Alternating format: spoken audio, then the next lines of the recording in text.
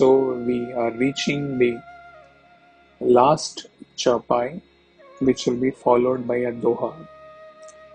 And with this,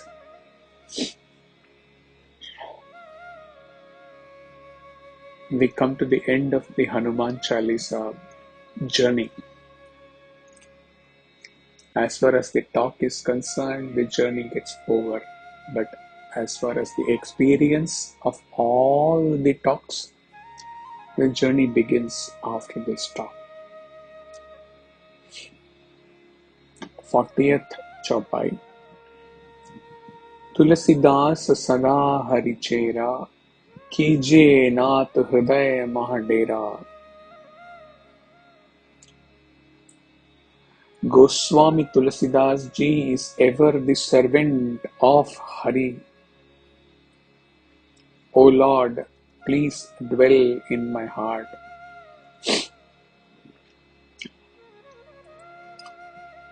Tulsidas Ji prays to Sri Hanumanji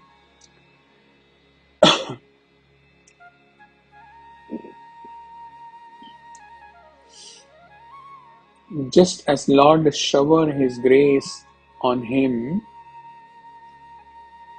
on Hanumanji, Hanumanji should also let his grace flow upon Tulsidas Ji. It was a common practice in Indian poetry for the poet to include his name at the end of the poem. Thus, in his song Sri Ramachandra Kripalu Bhajamana, Goswami Tulsidas Ji concludes with Iti Vadati Tulsidas. Thus says Tulsidas. In a similar way, many Meera bhajans have the word Meera ke Prabhu Giridhar Nagar, and Kabir bhajans have Kahat Kabir Suno Bhai Sadhu. Hanuman Chalisa, composed by Tulsidas Ji, is a tribute to his Guru. Tulsidas Ji is a devotee. It is his nature to be absorbed in the divine spirit.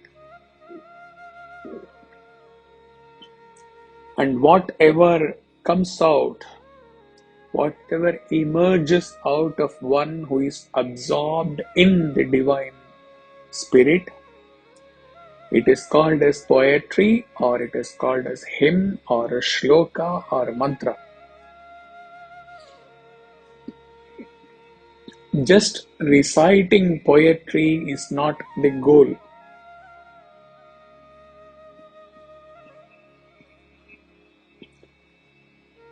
Poetry emerging out of one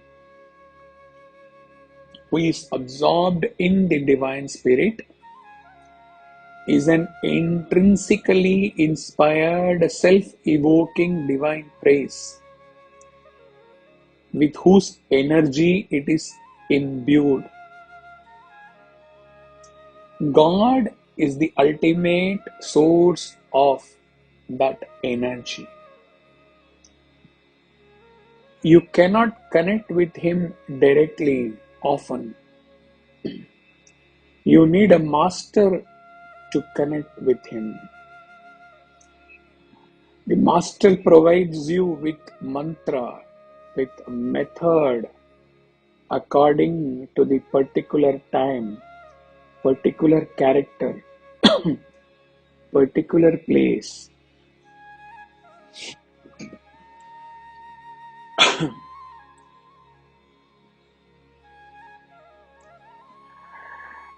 Tulsidas Sada Harichera. Tulsidas Ji is praying for himself that I should always remain as Hari's slave. In Srimad Bhagavatam, a verse speaks of the glory of the servants of the Lord. Here we are talking about Tulsidas Ji craving to be the servant of the Lord, Srimad Bhagavatam has the verse which says, O twice born sages, by serving those devotees who are completely freed from all vice, great service is done. By such service, one gains affinity for hearing the messages of Vasudeva. The conditioned life of a living being is caused by his revolting against the Lord. There are men called Deva or godly living beings, and there are men called Asuras or demons who are against the authority of the Supreme Lord. In Bhagavad Gita, 16th chapter, a vivid description of the Asuras is given, in which it is said that the Asuras are put into lower and lower states of ignorance, life after life, and so sink to the lower animal forms and have no information of the absolute truth, the personality of Godhead. These asuras are gradually transformed to God consciousness by the mercy of the Lord's liberated servitors or sevaks according to the supreme will. Such devotees of God are very confidential associates of the Lord, and when they come to save human society from the danger of godlessness, they are known as powerful incarnations of the Lord, as sons of the Lord, as servants of the Lord, or as associates of the Lord, or messengers of the Lord. The servants of the God are to be respected as God by the devotees who actually want to go back to Godhead. Such servants of God are called Mahatmas, and they preach according to a particular time and space. The servants of God urge people to become devotees of the Lord. Sri Chaitanya Mahaprabhu was God himself, according to the indication of the revealed scriptures, but he played a humble part as a devotee. People who knew him to be God addressed him as God, but he used to block his ears with his hands and chant the name of Lord Vishnu.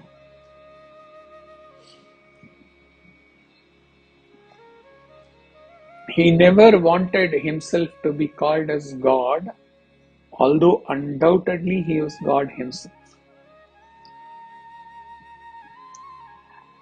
The servants of God come to propagate God consciousness, and intelligent people should follow their teachings in every respect.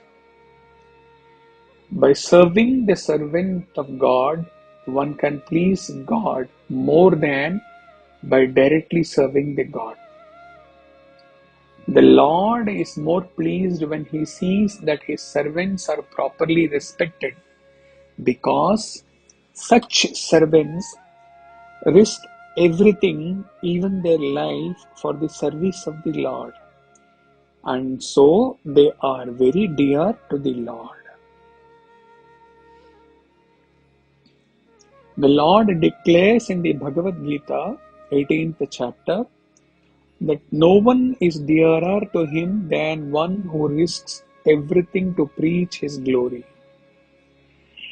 By serving the servants of the Lord, one gradually gets the quality of such servants, and thus one becomes qualified to hear the glories of the Lord.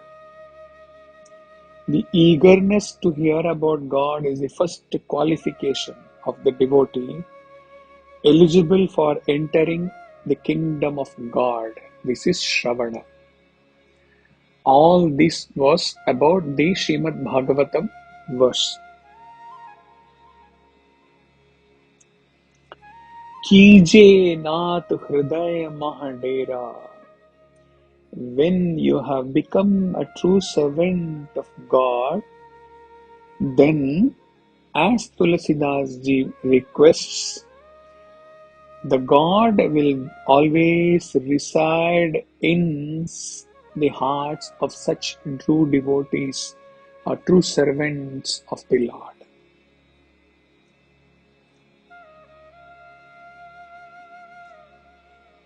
The Lord residing in the heart permanently is the ultimate state of Atmanivedanam, which follows after Dasoham being servant of the Lord, then to Sakhyam, and then to Atmanivedanam.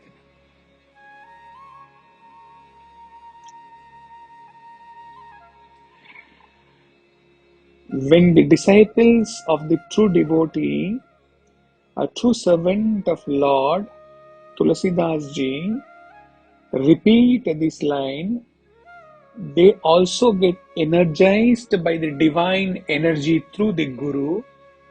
In this case, Goswami Tulasidas ji. About God residing in devotee's heart, Swami says, God is all pervasive. He is present in all elements and in all beings in the form of radiance. When God is ever present within, why does man suffer?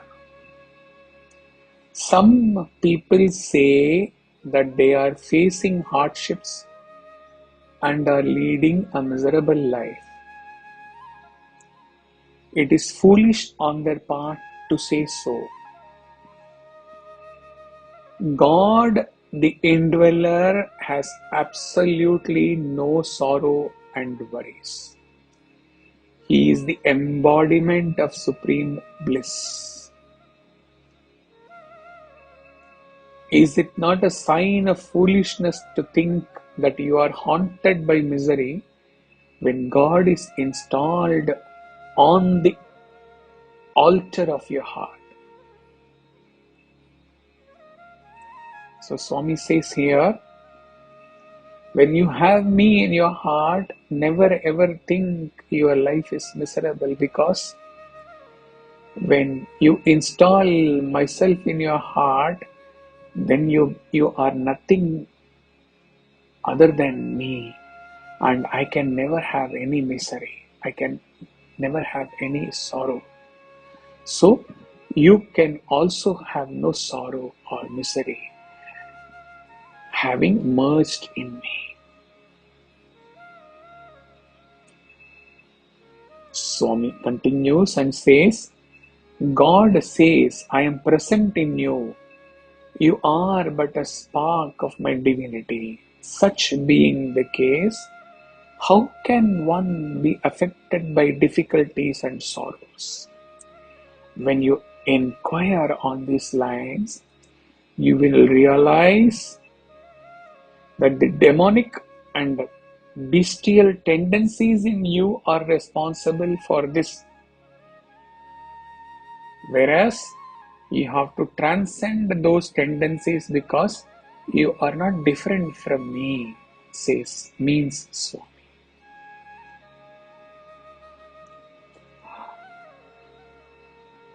Though God is present within, Swami continuing, man behaves as if he is under the influence of a demon.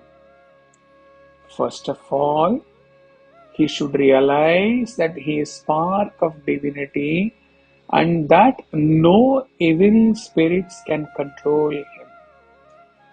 God says that He resides in your heart. Heart is a single seat. There is no room for a God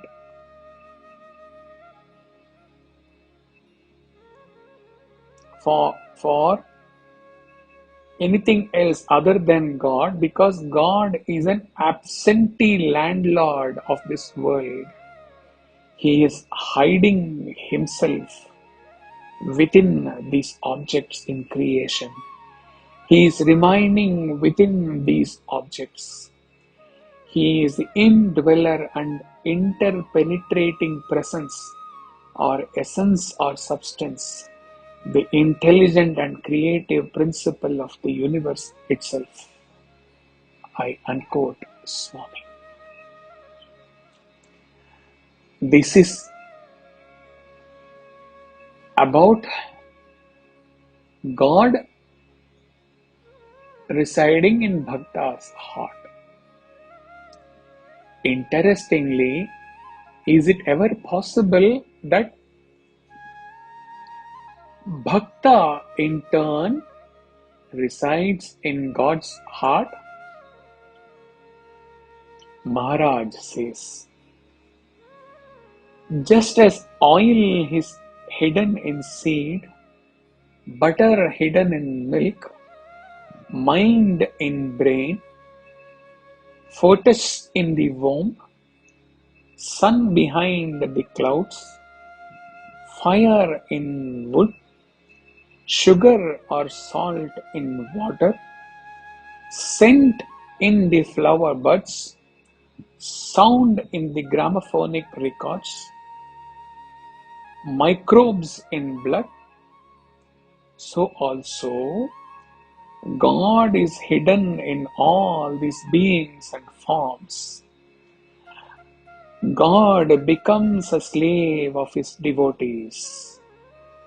Lord Krishna says, I am not in my control. I am under the complete control of my bhaktas. They have taken entire possession of my heart. That means the bhaktas are residing in the God's heart. How beautiful. How can I leave them when they have renounced everything for my sake only?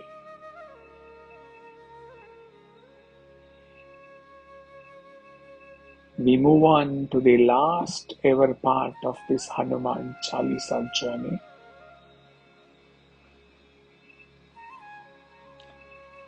With this doha. Pavan tanaya sankat haran mangal murti roop Ram lakhan sita sahita hridaya basaho sur bhoop. O son of Pavanadeva, the destroyer of all difficulties and miseries, you are the one with an auspicious form. O Lord of the gods, may you reside in my heart along with Lord Rama, Lakshmanaji and Ma Sita. Goswami Tulasidas Ji prayer is that Hanumanji should come into our hearts, but with him should also come Lord Rama, Lakshmana and Ma Sita. Lord Rama represents knowledge, Ma Sita represents devotion, Lakshmana represents dispassion. So when we call Hanumanji with Ma Sita, Lakshmana and Rama, since all of them dwell in the heart of Sri Hanumanji, it is implied that worship of Hanumanji, that is having Hanumanji in our heart, means Hanumanji gets along with him, Rama, Lakshmana and Sita, who are already residing in his heart. Tulasidas ji is saying, "O Pavanatanaya, you are the one to take away every crisis. You are the unparalleled peak of physical ability, mental efficiency, and all the characteristic heights. It is impossible to find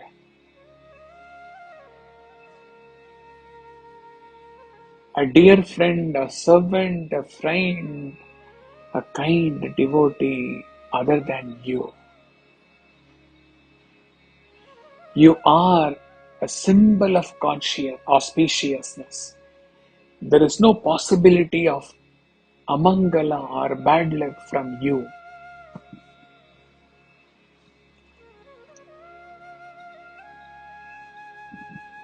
We often chant this Mangalam Bhagavan Vishnu, Mangalam Garudadwaja, Mangalaya Pundari Kaksha, Mangalaya Tano Hari. Lord Vishnu is all auspiciousness. His vehicle, Garuda, is all auspicious. Pundari Kaksha is all auspiciousness. Everything, O Vishnu, with you is all auspiciousness. So, similarly, coming to Hanuman, we say, Pavanatana, you are also all auspiciousness.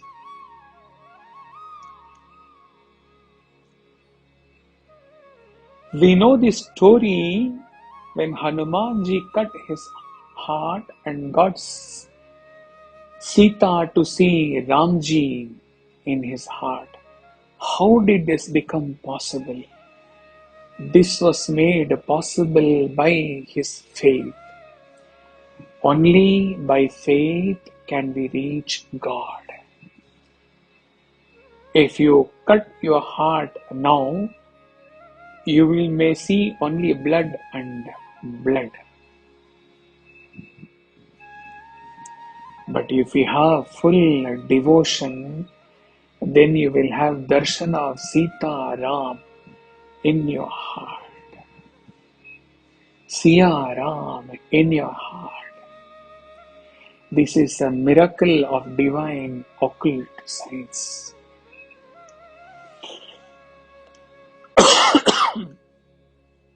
The devotee has the eye of love.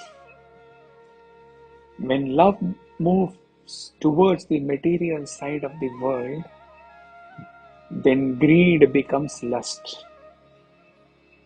When the love turns away from the world and towards the Guru, towards the inner consciousness, it becomes devotion. And it merges with the divine in devotion. The heart is the place of this love. Here, the duality ends. The duality between Bhakta and Bhagavan ends. The soul gets absorbed in the divine. That is why Tulasidas ji is talking about living in the heart. Kabir Das also says, "Jab main tha, tab hari nahi." Main here means ego. Ab hari hai, main nahi. Now only God is there. I am not there. The Jiva, ego, is not there. Complete Hanuman Chalisa is the worship of Hanumanji as Guru by Tulasidas ji.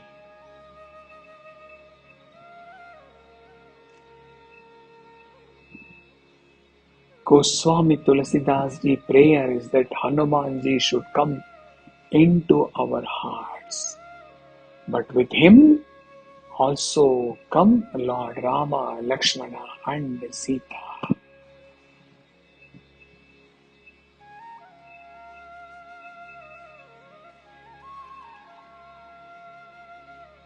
we shall end this glorious journey of Hanuman Chalisa with a bhajan dedicated to Pavanaputra Hanuman.